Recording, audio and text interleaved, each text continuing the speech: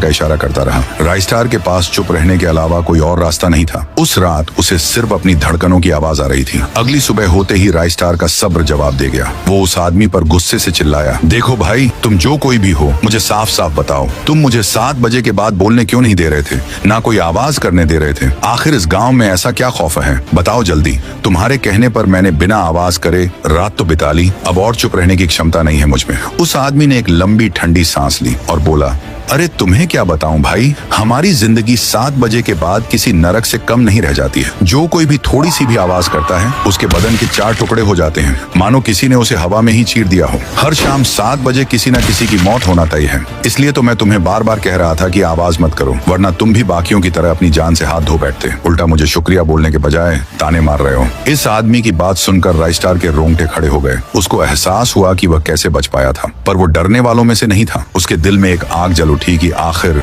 इस दहशत के पीछे राज क्या है। उसने फैसला किया कि वो इस डर का सामना करेगा। राइस्टार गांव के बाहर आकर 2 सबसे ताकतवर और बड़े बड़े स्पीकर लगाने लगा। राइस्टार ने वो स्पीकर्स सारे गांव के हर घर की छत पर, हर ऊंचे पेड़ पर और टावर पर लगा दिए और उन सबको एक साथ जोड़ दिया। शाम हुई, 7 बज गए। गांव में मौत का सन्नाटा छा गया, पर राइस्टार ने लगाए हुए स्पीकर भी अपना कारनामा शुरू कर देते हैं। कान फाड़ देने वाली भयानक आवाजों से पूरा भानपुर गांव गूंज उठा। अभी अचानक आसमान में काली बिजली के साथ थूंग थूंग बहुत तेज गुस्से में गांव के बीचों बीच उतर आया। उसकी आंखें आवाज को सुन उसके कानों में से खून निकल रहा था। थूंग थूंग चिल्लाया, नहीं छोड़ूंगा, नहीं छोड़ूंगा किसी को। किसको मारूं, कैसे मारूं?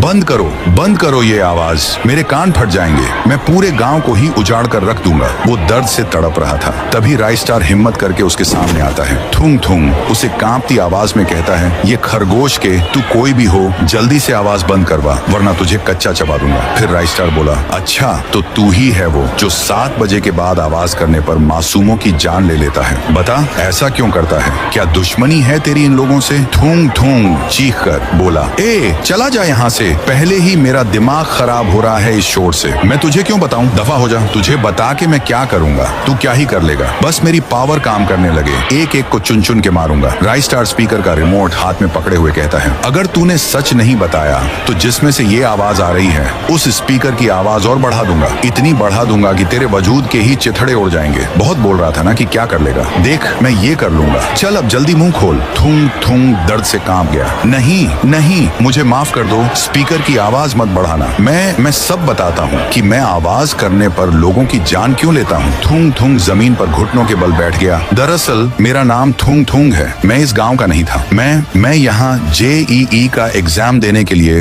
रहने में के लिए